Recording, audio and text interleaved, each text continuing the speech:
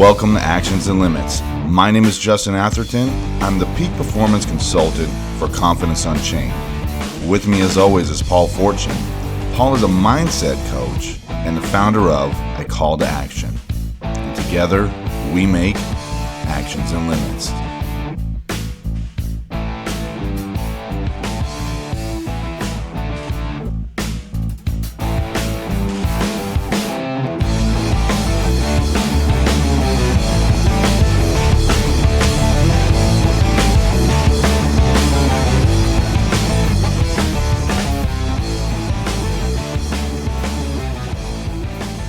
Welcome to the show, the podcast where we talk about the actions we can take and the limits we create. Another week, Paul. I know some states are coming off a lockdown. I know your state is kind of lagging behind.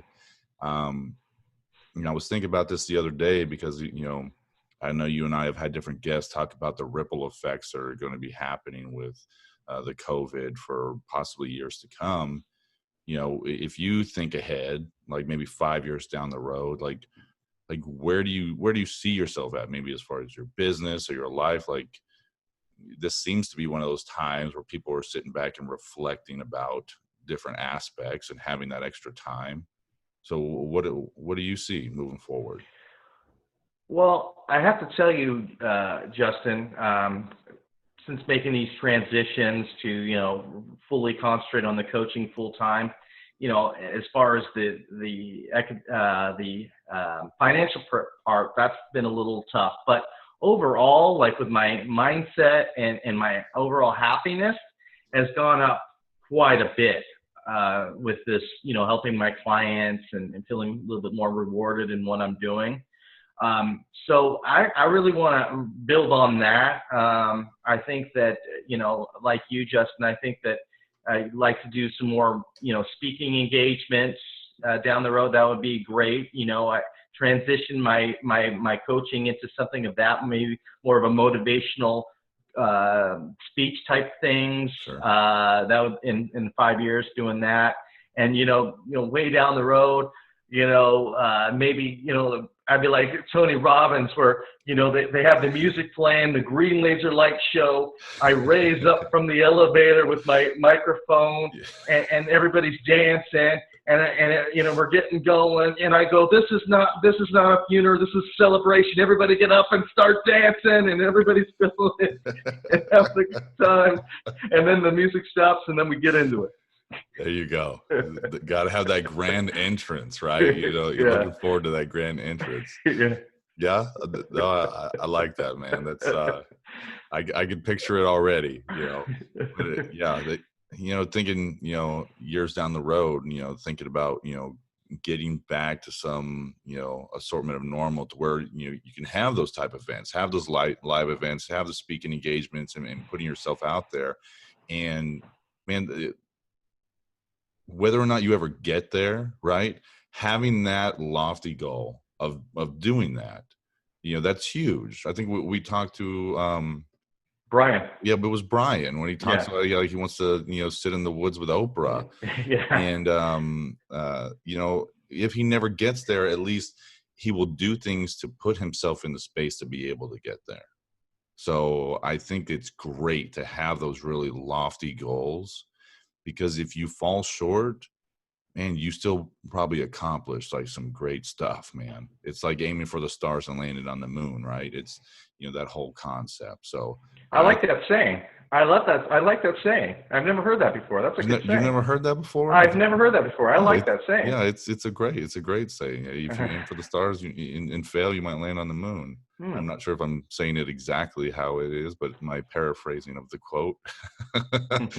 I like it. But I'm really excited to talk to our guest today, Nancy Soloman. I think she's going to have a lot of insight because she's been in coaching for a long period of time. And so I'm sure she has those type of lofty goals that she's placed on herself, and, successes and failures along the way that she's encountered. So I'm really excited to bring her out and to pick her brain. So let's read Nancy's bio real quick. So Nancy Soloman, She's the founder and CEO of the Leadership Incubator. And Miss Soloman has over 25 years of experience in executive coaching, counseling, and training mid-level managers to CEOs. As an expert in the field of human potential, Nancy has inspired thousands of people to remove their barriers to personal and professional success. Whether focusing on company-wide results or individual success, Nancy starts with one critical point of engagement: people's connection with themselves. She has a magical and efficient way of getting to the core of individuals' nature, a company's concerns, or team challenges. So let's welcome out Nancy Soloman. All right, Nancy, welcome to the show. We're really excited to have you on the Actions and Limits podcast. Glad to have you here. I'm glad to be here. So, Nancy, like, your bio is very impressive. You know, you've got over 25 years of experience, you know, coaching and counseling. How did you get into this line of work? You beat everybody to it. You know, nowadays everybody's a coach, right? But, you know, how did you get into it that long ago? It's a great story. But when I started coaching about almost 30 years ago now, people thought I meant Little League or bowling coach because it wasn't a field, which is why I got my master's in psychology, because I wanted a foundation for the work I wanted to do. And at the time, I don't know, maybe there were 50 of us in the country, right? Now there's like 50 in every zip code. Sure. I actually always wanted to do the work I'm doing, always. And my parents back in the day said, no child of ours is going to be a psychotherapist. And of course, it took me a few years to realize it was probably because then they thought I would figure out how messed up we were as a family. So I became a teacher for a year, hated it, hated the paperwork, hated the politics. And then I went into sales because my whole family worked retail. I was in sales for 18 years. I worked my way up to VP of sales for North America for a clothing company. When I woke up one day and I said to myself, how much money will they have to pay me for me to forget how much I hate my life? I pulled a do-over card. I won't tell you how old I was. I pulled a do-over card. I moved as far west from New York as I could get without getting wet. Went back to school and literally started all over. And the work I do now and have for the last 20 years is work that I always knew was my purpose and my calling in life. It was what I was meant to do. And here we are. And by the way, for those listening, I make it sound so much easier than it was. It was a really tough journey. Well, how did you know that this was your calling at such a young age? Because most people don't know what to do at age 40, let alone age 5. It was one of those intuitive things. It literally called me. And so, you know, I go to the grocery store and I'm on the checkout line. And by the time it's my turn, I know everybody's story on the line. People have always come up to me and just started spilling their guts. God knows. So it's like I have a patch on the back of my shirt that says, you know, you can talk to me, you can trust me. And so when I was in grammar school and high school, my friends would just come over and say, I need to talk to you. I need to talk this through, or I need to process this. And so I started really young. I didn't know what I was doing. I mean, when I think back to some of the advice I gave back then, I hope those people are still alive and well. So those natural rapport building skills, right? Like some people, you know, don't have them, and some people have them naturally, and some people can learn them along the way. But just being that, you know, that listener for the other person, and to where you build that trust, like you said, with strangers in line at the grocery store, you know, there are techniques to it, but it sounds like you were natural at some of those things, and being able to, you know, build that trust quickly with people so they felt comfortable sharing with you. You know what I think it is? I think it's a natural curiosity to make people know what ticks, because I certainly wasn't raised in a family where we talked about anything. We didn't talk about, I mean, it's not like I learned these skills from my family of origin. I think it's empathy.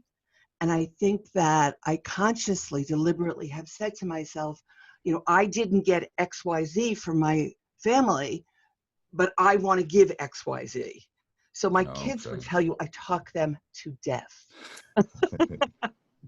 Mom, do we have to talk about this? because it's something I didn't get. And I think a lot of us who have a calling, follow that path.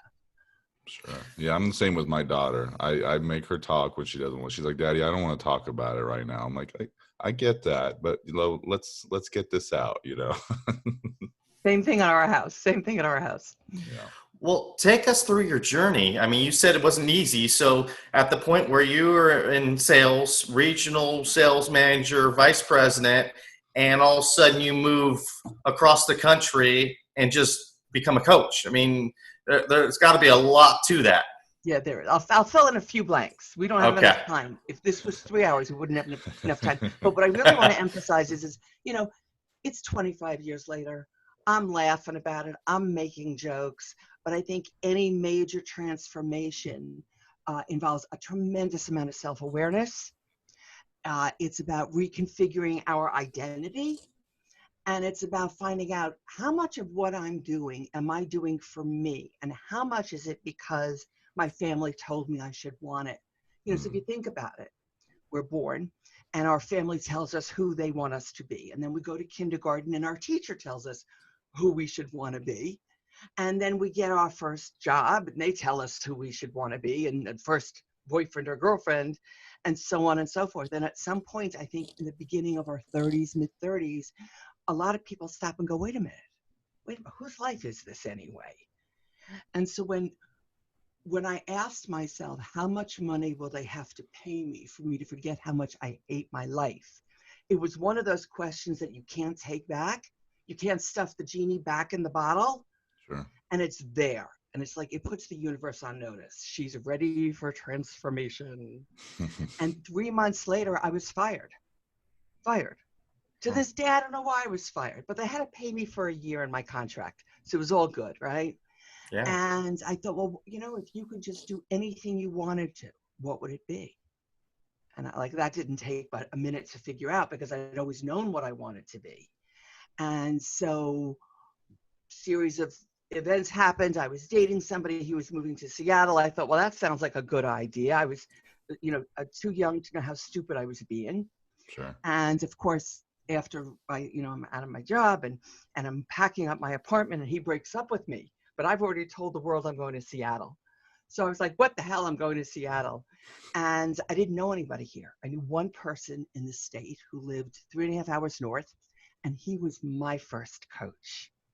And he was a personal growth person, no formal training, brilliant at what he did. And he asked me really tough questions, like, what do you want? And how much do you want to make? And where do you want to live? And I literally, I would go down my list. And one day I was like, well, I always wanted to live on the beach. So I found myself a beach house. And gosh, I've always wanted a dog. So I went and got myself a dog.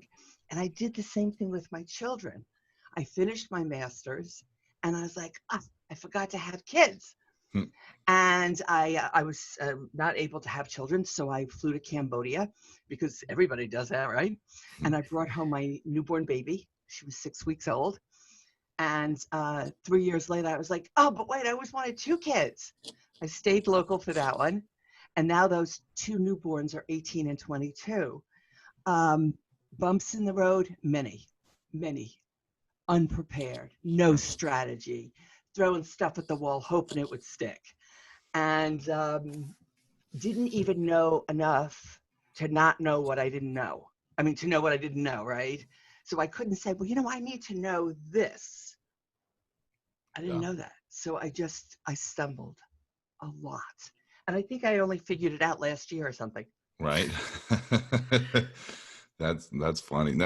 So one thing you said in there really stuck, and you may not know, Paul and I are both coaches as well, right? Because everybody's a coach nowadays.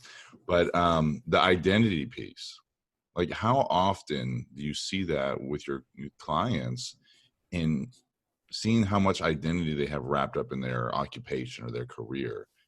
That seems to be number one, and it's really hard for people to unravel that piece.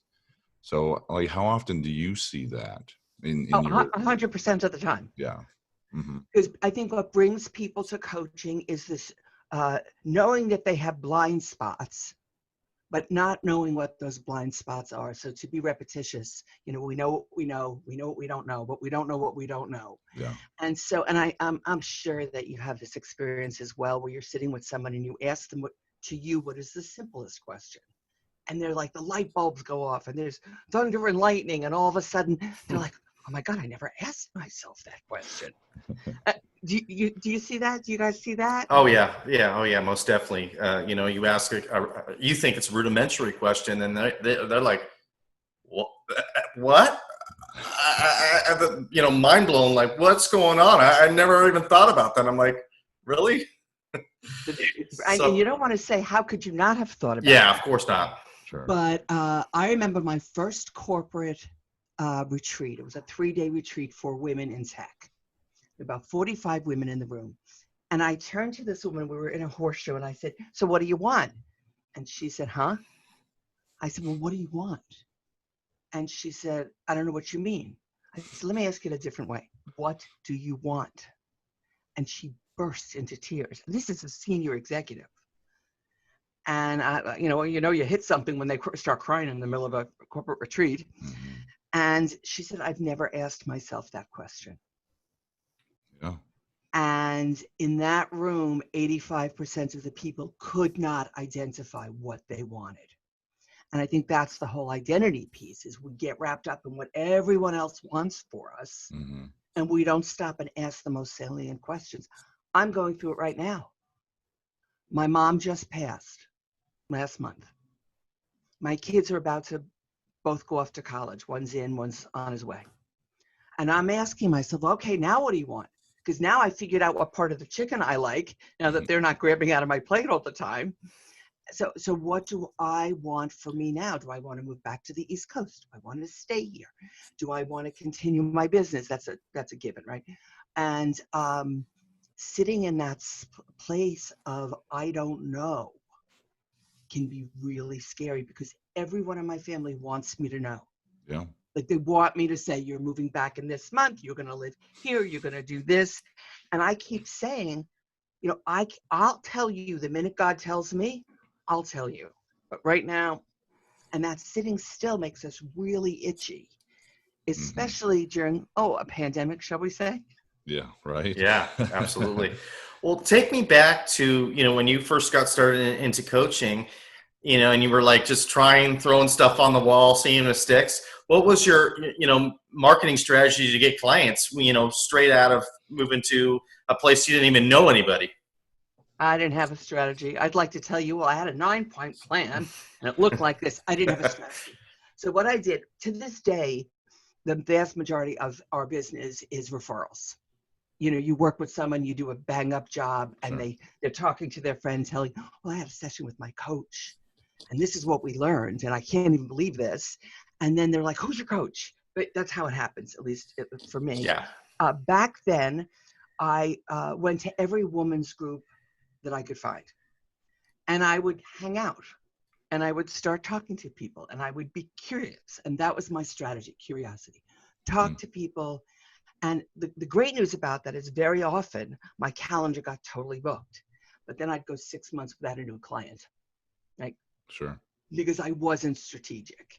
And I had just gotten my first computer. I'm really dating myself now, right? It's all right. It's all right. We get it. But yeah, that's really powerful, right? You know, making such an impact with someone that they want to share it, you know, that they're like, hey, you need this. Like, look, Nancy is the person you need to talk to. And that's maybe not a lot of the coaches. It maybe it's watered down nowadays, but you know, you were doing it before anyone. I'm not aging you. I'm just saying you were doing it before it was cool. But you know, that's really powerful, knowing that you're making that type of impact to where people are sharing that and trying to give your service to someone else. Well, you know, we now know the neuroscience of contagion, right? And contagious emotions. Mm-hmm. And we now know that something happens in my neurotransmitters when you're all stoked up, happy, and all of a sudden you got a promotion that you haven't been able to get in 5 years. And, you know, you lost the 50 pounds or you earned the income that you've always wanted to make. And it's contagious. Sure. You yeah, know, I those want what mirrored she neurons. has, right? Yeah. Yeah. Well, did you have like a aha moment, during this and go, you know what, I got this now. You know what, I'm in my groove. I know with my clients, I have some sort of rudimentary strategy or moving forward. You could be my spokesperson and just tell people I have all that. Um, there were several times where I just went, oh my God, now I know why they pay me the big bucks to do this. And I'm not being funny. My first coach, John, who I told you lived 3.5 hours north, he once said to me, Nancy, you don't understand why people will pay you so much for things you would do for nothing. And that's when you know you're in your groove. That's when you know that you're following your purpose and your calling. I think I have the same insecurities as a lot of people. I have almost 14,000 coaching hours under my belt. And the first time I have my first call with a brand new client, I go, oh, what if this is the one I can't help? I think that keeps me on my toes. It keeps me always learning. I just am getting certified in several assessments right now, which back in the day, first of all, they didn't exist. And second of all, I didn't think I needed them. And of course I do, because they're really great tools for depending on what you choose. When have just enough doubt so we don't take ourselves for granted, so that we don't minimize our gifts and talents, and just enough humility to know that somebody is trusting you with them. They're trusting you, even if it's just technical training you're giving them. They're trusting you with their heart, with their spirit, with their mind. They're trusting that you won't F it up. And that, a couple of times I took on clients who weren't healthy enough for coaching. They really needed long-term psychotherapy. And that's a scary place to stand, because, you could be in 2-3 sessions before you realize that I'm not what they need. Here's your money back. Let me refer to you a couple of great clinicians, and this is going to serve you better. And that's especially hard when you need to keep the lights on and the kids fed. Yeah. Oh, yeah. Yeah, Right? I can see that. And that could be a common thing. People don't want to take that step into therapy. And so they're like, well, let me just dip my toe in. Maybe I just need some coaching. But like you said, it could be a couple sessions for you both realize, hey, this is a deeper rooted, issue here. So, but being the ethical person that you are, being like, hey, I can't keep your money for this. You need to, go with someone else. That says a lot about your character as well. So what type of clients do you normally work with? I know it says, mid-level managers to CEOs, but like, what's your perfect client, Nancy? I'll tell you, but before I tell you, I want to just jump on something you said. I did become a therapist for about 8 years Okay. before I went into full-time coaching. And I stopped because it didn't move fast enough for me. Like, I want to go, okay, first, now you need to do this, and now you need to do this, and look at this, and that's not therapy. That's not even coaching. That's like strategic advisory services, right? Sure. So that's why I made the jump. Okay, my ideal clients used to be a female, and now I work with a lot of men. Me and male engineers in the tech space don't get it, but they just seem to really go far in the work that we do. Mainly, I would say somebody who wants to learn how to be more human. They say, wouldn't it be great if human beings were great at being human? People who are hungry, who know that their lives are good, but good isn't good enough anymore.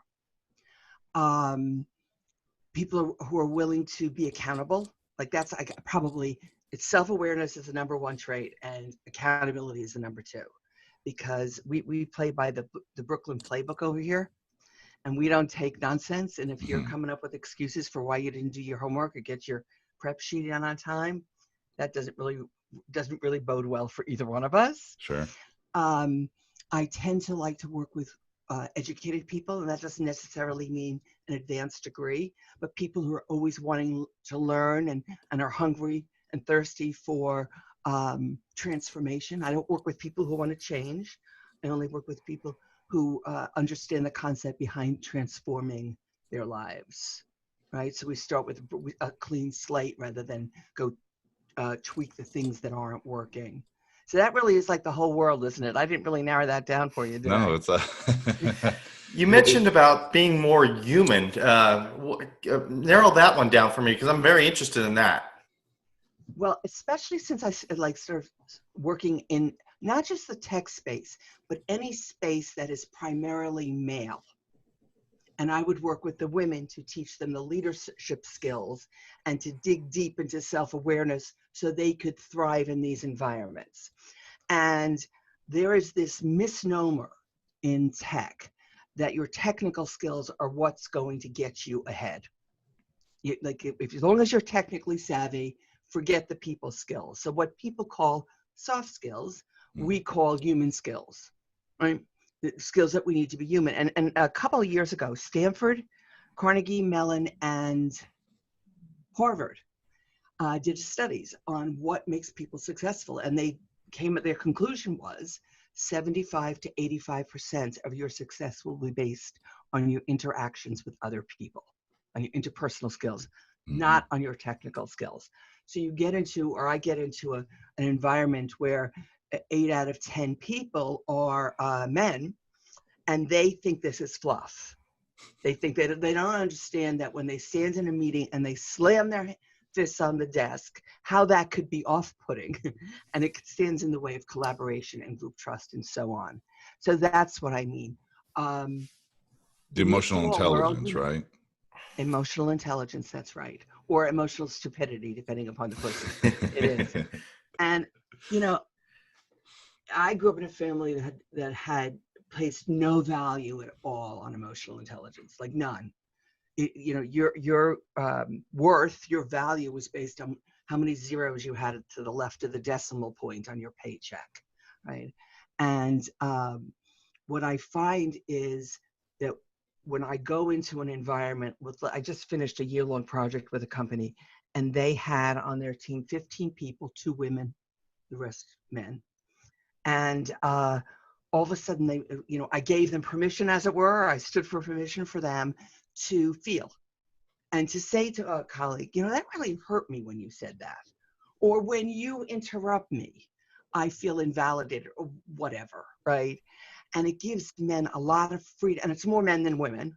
Sure. And I think that's part of that's brain science, and part of that is just socialization, right?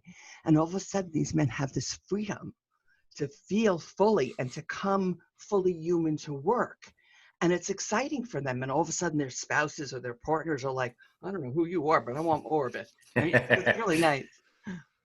Yeah. Does that answer your question? It did. Yeah, definitely did. It's pretty powerful, and a lot of people don't realize that. Like the success level, like is really dependent on those soft skills and your emotional intelligence. And I feel your pain, Nancy. You know, I've done trainings with police officers trying to teach them emotional intelligence.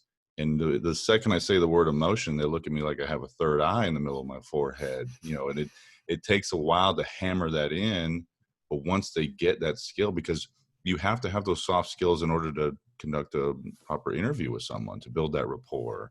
So it's a very interesting skill set to build within law enforcement, but the men don't want to hear it. They don't want anything to do with emotions. They're like, no. Well, just teach us the technical stuff, right? Like the skills, and tell me exactly what to say. That's not how it works. So I think you're right. You know, either we're wired different, and you know, society just tells us, you know, we're not supposed to feel emotions. So you're fighting with those two aspects when trying to teach those skills to someone. And you're doing that as a white male. Imagine as a female walking into a room full of men. Mm-hmm. And so the first time I do this, it's inevitable. I walk into a room full of people with their arms, you know, pushed away from the desk, and they want no part of me. Did you guys happen to see that video that went viral this past week about the gentleman in Costco who asked the guy to put on a mask or leave? No, I didn't see that. It's a very short video, and he wouldn't wear a mask, and the Costco's rule is you have to wear a mask. And when you look at it, the Costco guy who worked for Costco handled it so magnificently, because this guy was belligerent. But look at it as the man who works for Costco is the female energy, right? And the guy is pure toxic male. It's great for a training. You should use it for a Sure. training, because you could get to see that the Costco guy was just not going to engage. He wasn't going to engage with somebody who was cursing at him and being belligerent and obviously endangering other people who work there, Mhm. because he was standing very close to everybody. And I thought, wow, that is like the perfect video that articulates and visualizes what happens when we're not aware, when we are aware, and when we're not self-aware. Interesting. Yeah. It's a huge difference once you get to that level of understanding your own emotions. And I'm curious to watch that video now too, because that person either understands his own emotions and enough to not engage, and ends up probably managing the other person's emotions, by de-escalating the situation. So I'm curious to watch that video now. Well, speaking of videos, I saw a short video on you. You shared a funny story, and I want you to share it with our audience here. You were talking about you were in a plane, and you got up and you started walking to the front of the plane, and people started clapping. Can you tell that story? It's pretty funny. Cool about the airplane story. So it was, I was at a women's conference in Dallas, and I was flying back to Seattle, and somehow my assistant made a mistake, and she put me in the back row. I said, you put me in the front row, but I was all the way in the back of the plane. Now, you can tell from my accent, I am a New Yorker, through and through. So I spent the whole flight trying to figure out how I was going to get from the back of the plane to the front of the plane before anyone else. Because I can't stand when you're sitting on a plane and people like all of a sudden it occurs to them, oh, we've landed. Maybe I should start getting my stuff together. Maybe, and I'm like the New Yorker going, come on, people, let's go. So we land, and I call my nanny, and my two children were at baggage claim waiting for me, and I couldn't wait to see them. And we're talking, and there's an announcement that comes on, right? But again, the New Yorker in me came out. This was really much more Brooklyn. And I was like, would you stop talking? I'm talking to my kids, because I was more important than anybody else, right? So we come to a stop, the bells chime, and I am out of my seat like a rocket. This is a true story, unembellished, okay? I am 3/4 of the way to the front of the plane before I realize nobody else is getting up. And then I start to hear clapping. And I start step by step to the front of, I'm in row 37, so this is a long walk. And they're clapping, and I'm thinking to myself, why are they clapping? But I'm a public speaker, so it's not unusual people clap when I'm in the front of the room. Okay. Then I start thinking, oh God, did I sit in something? Do I have toilet paper coming out of the top of my pants? Why are these people clapping? And as I get to the bulkhead, the flight attendant is standing there, and she's not looking happy with me. And I lean over and I whisper to her, why is everybody clapping? And she looked at me with the most condescending look on her face, which I totally earned. And she said, well, while we were landing, the captain came on the PA system and asked everybody to stay seated so we could let our Iraqi servicemen depart first. And I turn around. Now I'm 5'11", right? So I'm not a little person. I turn around, and behind me are 3 of the biggest soldiers in full gear, on their camouflage gear, looking at me. And I was like, oh my God, I'm so sorry. And I went running off the plane. And I learned a lot from that, because now, of course, the whole plane was laughing at me, right? I'm beet red. And they were cool. The guys were totally cool. But I thought, how arrogant of me to think that I was more important than whatever the captain was announcing. I have never done that since. So that is now known as the airplane story. That as much as it's great to be a leader and in front, there are times you got to learn when to follow. And that was the big lesson from that one. Yeah, that is an important lesson, and sometimes it takes an embarrassing moment like that to kick that into gear and go, hey, I should have been listening, Well, I'm curious, what was it about that story that struck you? Because whenever I'm invited to speak, up until the virus, I spoke many times a month all over the country, and inevitably people go online, they look at my things and they go, would you make sure that you tell that story? So was it for you when you saw me tell that story and humiliate myself? That was Well, I just think it's going back to what you're saying. It's such a human thing. I mean, we have our impatience for this and that, and we're so focused on what we want to do. We're not focused on anybody else. And then you realize, oh, you know what? Don't take yourself so seriously. Let things be. So, I can relate to that story. And on a side note, one of my favorite shows growing up was Seinfeld, and that's definitely a Seinfeld moment. sure is. It sure is. I think for me it was this, and I think it's very common on the East Coast that we know how to do whatever anybody does better. Like we are smarter, we are more savvy, and so there I was going to show all the other nincompoops sitting in their seat how it's done. And of course the joke was on me. And those guys, when we got out on the off the plane, I turned around again and I just apologized. I'm like, I'm so embarrassed. I am so sorry. And they were like, no, ma'am, it's just fine. Yeah, got a lot of mileage out of that story. There you go. No, that's super entertaining. So Nancy, like what kind of projects are you working on right now? Or what are the best ways for our audience to get a hold of you or reach out to you? Okay. I have found since the pandemic, I am doing strategy days like there's no tomorrow. And I've always done strategy days. I love that. That's where I lock myself in a room with lots of flip charts and Post-its. And we spend from 9 to 5 just going through whatever plan. I have a job. I want to become an entrepreneur. How do I do that? Or how do I get a promotion? Or whatever the particular issue is. My communication skills aren't any good. My boss tells me I have no executive presence. All of these things. Well, now we're doing them virtually. Mm-hmm. Which is a blast. I don't know what we did before Zoom, but Zoom has all these features like whiteboards, and it's almost like being there. What I'm finding is a lot of people, several chunks. Let me just say, I work with individuals on strategy days and coaching. I work with teams, and again on Zoom, you can do virtual team meetings, and they work beautifully if you know how to do it. And you give them enough prep so they're ready for it. And then I work organization-wide. So what's happening now organization-wide is people are trying to figure out how do I figure out who do I keep and who do I need to let go of. Teams we're not working remotely very, very well yet.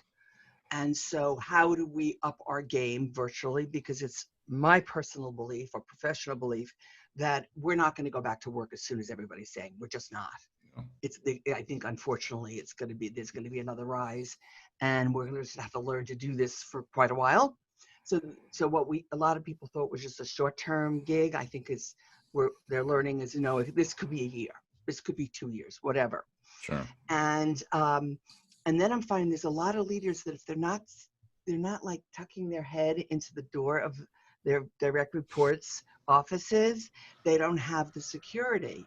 So people are having to learn to be more self-managed, and managers are having to learn to trust their teams more. That when you're working, you say you're working, you're really working.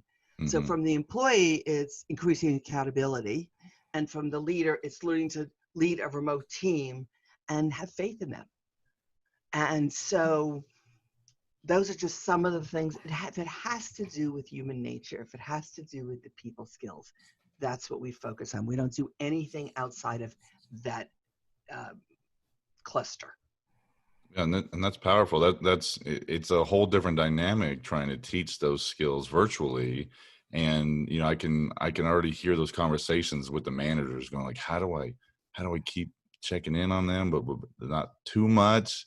So I'm sure that that's a whole different, anxiety management that they have to deal with on their own side, going, well, yeah, I'm used to checking in on them. Like, do I text them every hour? Do I call? Like, what's, I'm sure you're seeing that. There's formulas that this afternoon, we're actually shooting a video on online executive presence. Okay. Things like no eating at a meeting. We don't eat at meetings or whatever. That to treat every online meeting as though you're meeting with the CEO of your company. Sure. Make to sure to that level of show up detail. with clothes on, right? Like fully dressed. And pants. Oh, was that funny when those people do that? And then Yeah. stand up to get some water. Yeah. And they're bottomless. Yeah. Yeah. I've Hey, heard multiple I'm the one with the stories. airplane story, so I can't laugh at them, can I? We can all laugh at each other. It's all There you good. go. There you go. Well, how can people reach out and get a hold of you, Nancy, if they want to work with you or if they want to check out your content? What's the best way to find you? Okay, you can go to my website, theleadershipincubator.com.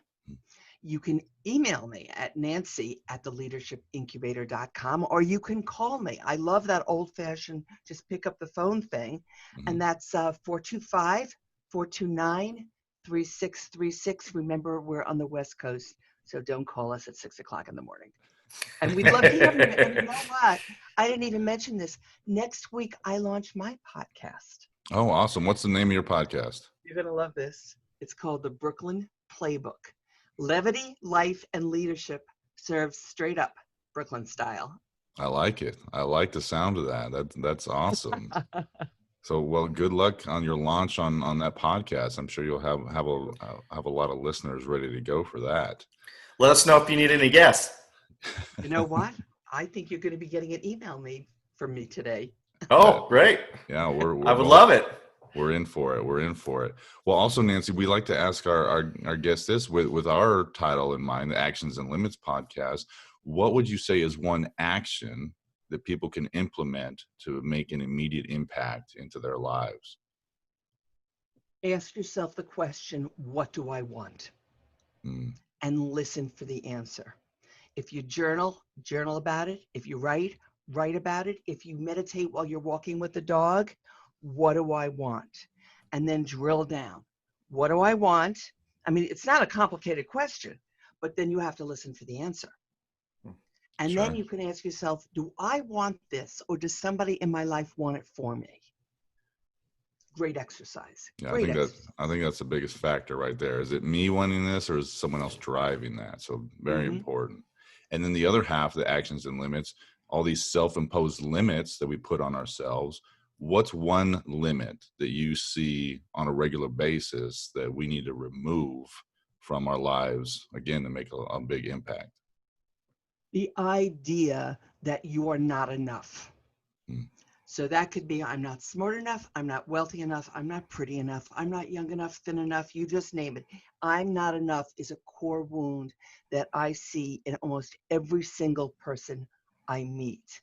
And again, ask yourself, is that true? I don't know if you know this, but the name of my book is Impact. There you go. Impact.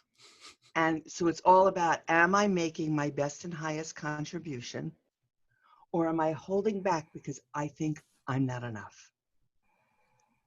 Yeah, that's really powerful. Two powerful questions to ask yourself. Well, Nancy, you're a wealth of information. Thank you so much for coming on the Actions and Limits podcast and sharing your insight with us. We were lucky to have you on the show today. Thank you, Nancy. Thank you. I'm definitely lucky to be here. Thank you.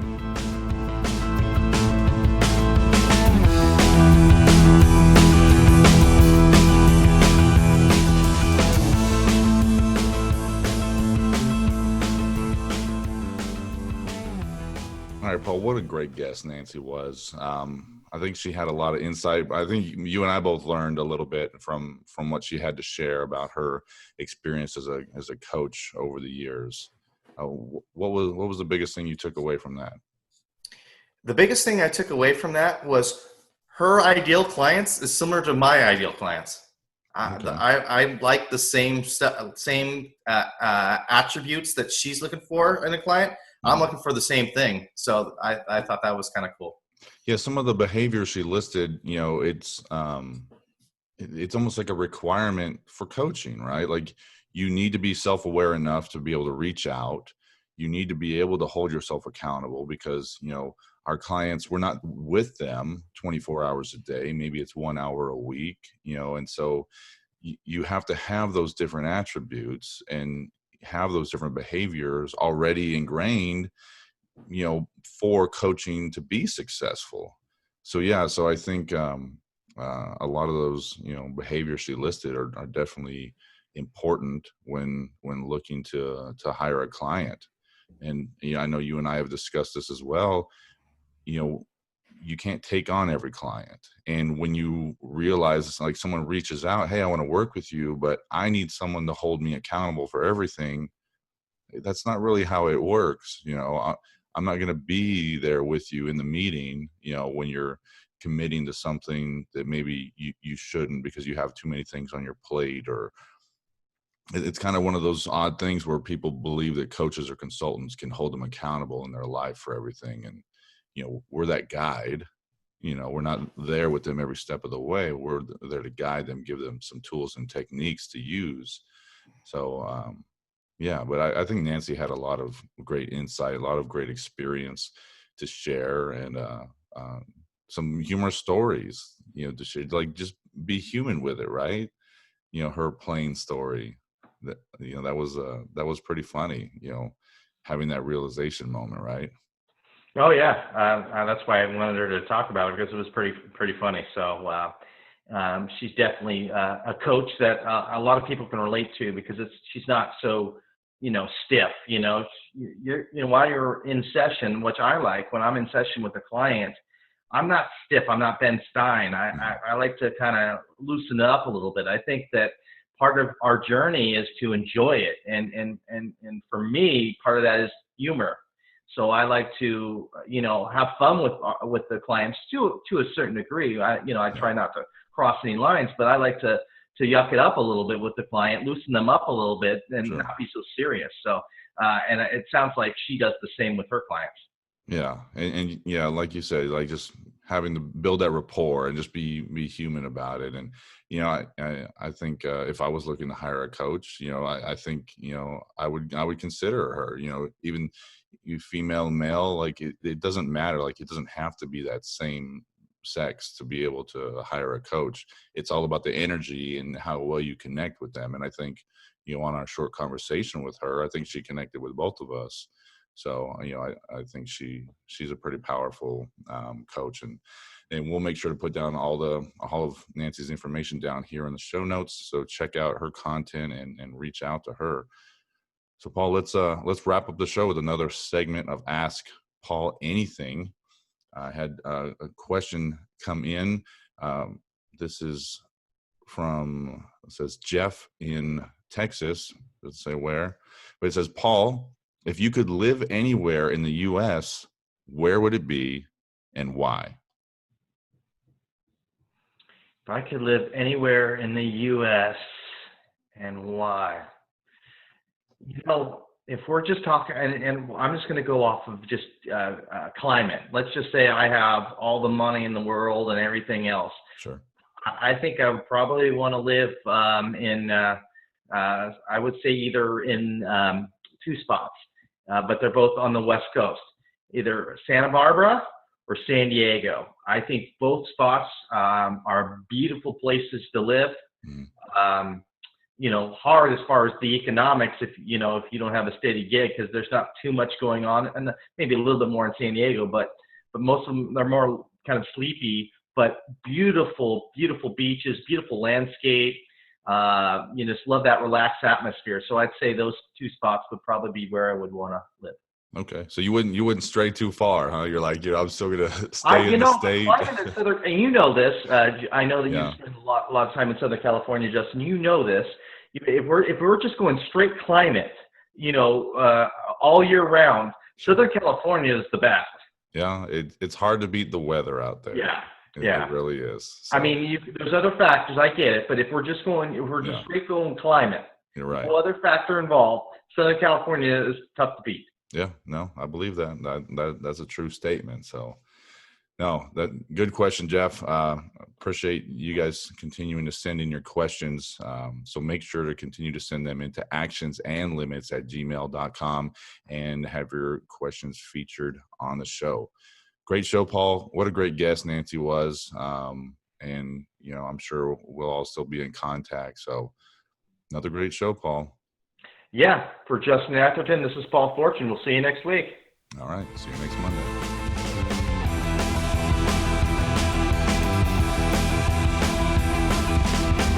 Thank you for listening to the show. Don't miss an episode. Click and subscribe to our YouTube channel. Follow us on your favorite podcast platform and find us on Instagram and Facebook under Actions and Limits to stay updated on all our upcoming content. Continue to email the show at actionsandlimits@gmail.com for our segment Ask Paul Anything. Thank you for listening. We'll see you next week.